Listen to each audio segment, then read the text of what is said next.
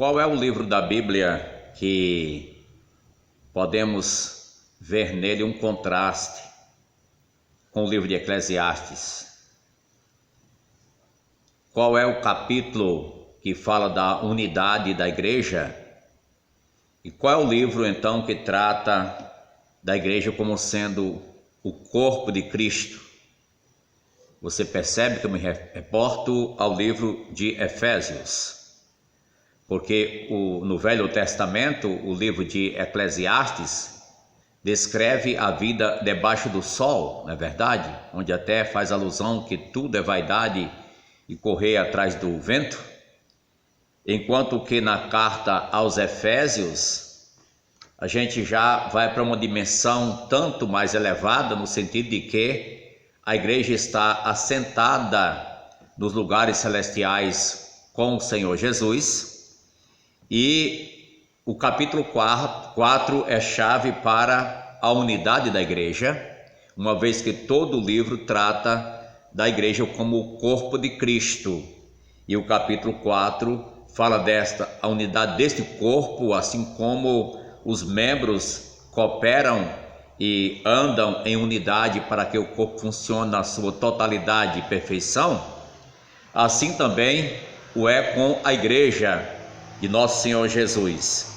Eu me reporto para este momento, Efésios capítulo 4, porque para isto chamo a sua atenção e vamos ler versos 11 a 16.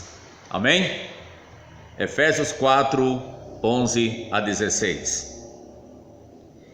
E ele mesmo concedeu uns para apóstolos, outros para profetas, outros para evangelistas e outros para pastores e mestres, com vistas ao aperfeiçoamento dos santos, para o desempenho do seu serviço, para a edificação do corpo de Cristo, até que todos cheguemos à unidade da fé e do pleno conhecimento do Filho de Deus, a perfeita varonilidade, à medida da estatura da plenitude de Cristo, para que não mais sejamos como meninos, agitados de um lado para outro e levados ao redor por todo o vento de doutrina, pela artimanha dos homens, pela astúcia com que induzem ao erro, mas seguindo a verdade em amor,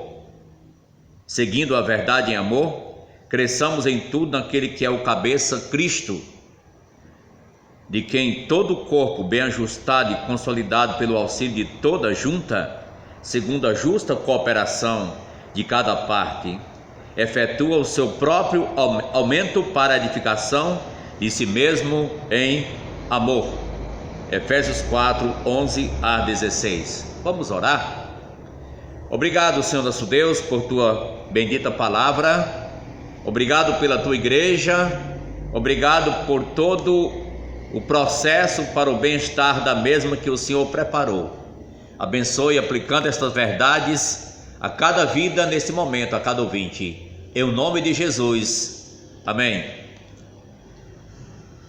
Efésios 4 trata então do estabelecimento, a princípio aí, da liderança, a liderança da igreja, dizendo que ela foi estabelecida, dizendo também sobre o seu propósito e sobre o seu desempenho com os resultados desse funcionamento.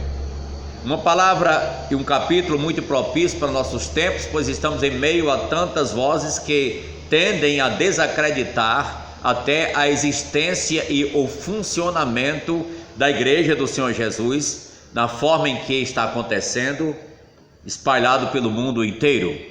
Há pessoas que desacreditam do ministério da igreja ao ponto de se constituir em um outro segmento, dizendo ser um desigrejado e que para servir a Deus não precisa da igreja. Lembramos que a igreja é o corpo de Cristo, do qual ele é o cabeça, a base e o sustentador. Refere-se ao grupo de salvos que se reúnem para adoração e para execução das santas ordenanças de nosso Senhor Jesus e propagação do santo evangelho ao mundo. E aqui vejo mais um motivo para enfatizar o capítulo, porque não somente há uma tendência nas ideias fluentes do nosso tempo de desacreditar o ministério da igreja, como também desacreditar até o ministério pastoral, a liderança. Enquanto que nós vemos aqui no verso número 11 que a liderança da igreja, ela foi estabelecida, constituída pelo próprio Senhor, e Ele mesmo concedeu uns para apóstolos, e Ele mesmo foi quem concedeu, Ele foi quem estabeleceu uns para apóstolos. Você vê aí 5 áreas: outros para profetas, outros para evangelistas e outros para pastores e mestres. Não vamos entrar em tanto detalhe quais desses ofícios não estão mais em vigor, mas você sabe que hoje não existe mais apóstolo no sentido original de que eles foram testemunhas oculares da pessoa de Jesus, da própria ressurreição, e foram usados para estabelecer os fundamentos da igreja, sendo o próprio Cristo este fundamento. Mas nós encontramos aqui que ele estabeleceu apóstolos, profetas, evangelistas, pastores e mestres. Nós sabemos que os evangelistas e os pastores e os mestres são aqui colocados pelo próprio Senhor Jesus para o bom funcionamento da igreja. Então aqui está que o ministério foi estabelecido pelo próprio Senhor. Ele é o nosso supremo pastor, nós somos pastores com ele. Pedro fala sobre esse assunto e a gente vê no capítulo 5 da sua primeira carta, verso 1: rogo, pois, aos presbíteros que há entre vós, eu presbítero como eles, e testemunha dos sofrimentos de Cristo, e ainda coparticipantes da glória que há de ser revelada. Pastoreai o rebanho de Deus que há entre vós. Então, o presbítero é também pastor, e esse pastor foi constituído por Jesus para apacentar o rebanho de Deus. Você lembra que Pedro recebeu a direta incumbência de Jesus de apacentar os seus cordeiros, e disse no verso 4: ora, logo que o supremo pastor se manifestar, recebereis a imarcessível coroa da glória. 1 Pedro 5,4. Jesus é o supremo pastor, nós somos apenas subjugados ao seu pastoreio e conduzindo, apacentando o rebanho dele, conforme aqui está estabelecido em capítulo 4 de Efésios e exemplificado pelo apóstolo São Pedro. Bem, queria avançar porque não somente está o estabelecimento da liderança, mas no verso 12 está o propósito da liderança, com vistas ao aperfeiçoamento dos santos, Efésios 4:12. Com vista, quer dizer, para, é o propósito, para o desempenho do seu serviço, para a edificação do corpo de Cristo.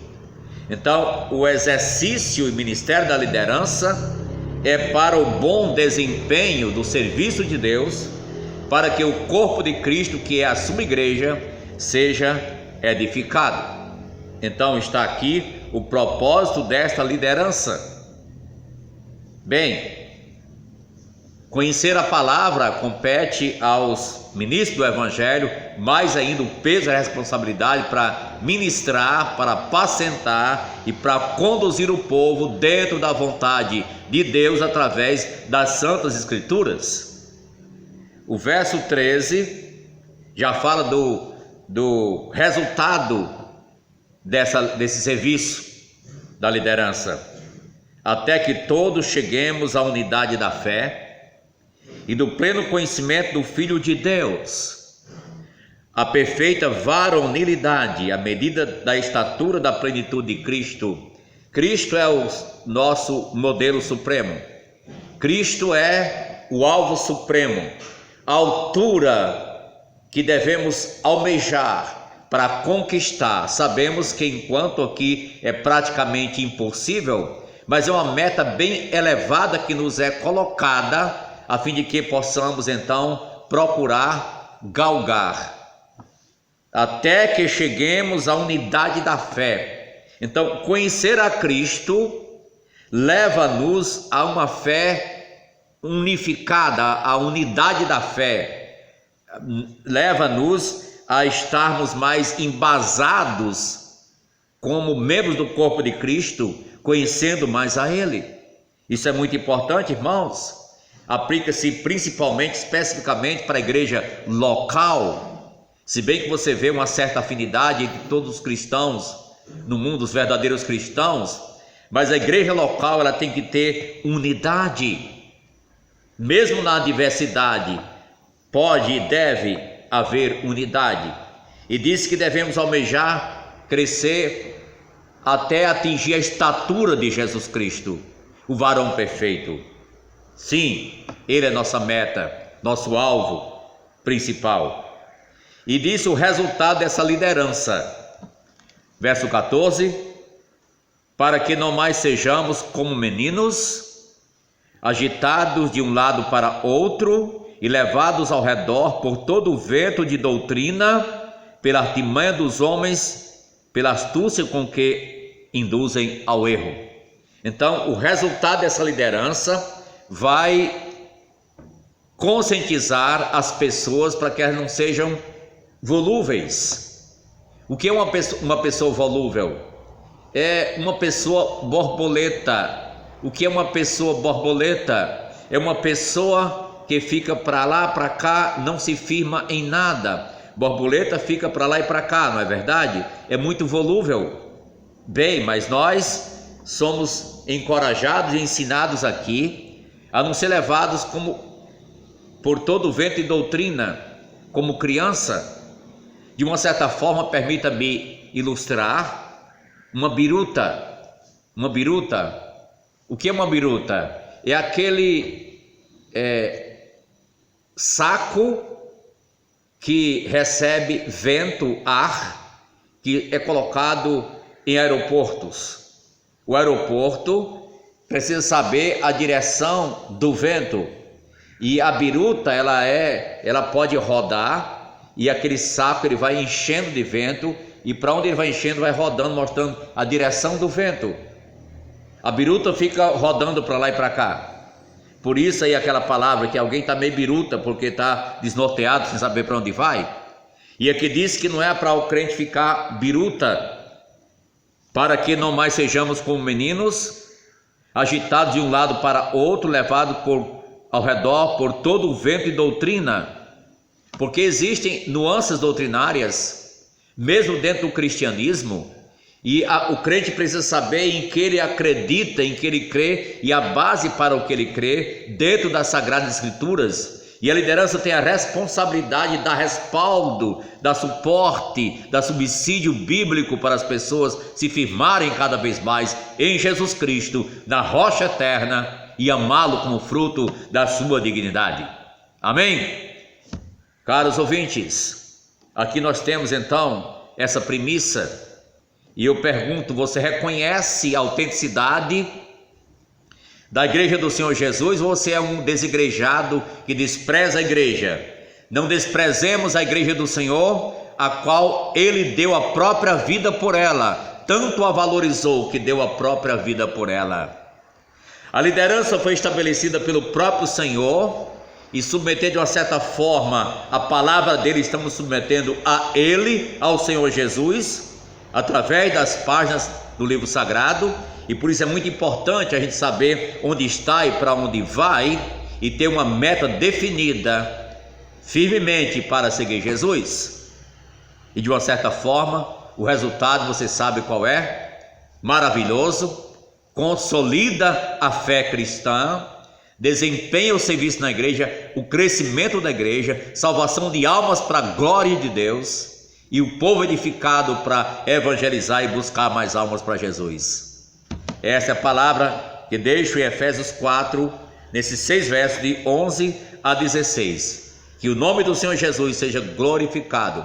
E alguém que não conhece Jesus Cristo ainda, é preciso começar o ponto principal, pela fé receber a Ele como único Salvador, e aí continuar a andar com Ele enquanto nesta vida, na sua luz e confiando na sua graça, pois um dia Ele vai voltar e vem buscar o seu povo, a sua igreja, e aqueles que estão preparados irão subir, como esse próprio livro mostra que a igreja é sim o corpo de Jesus. Amém?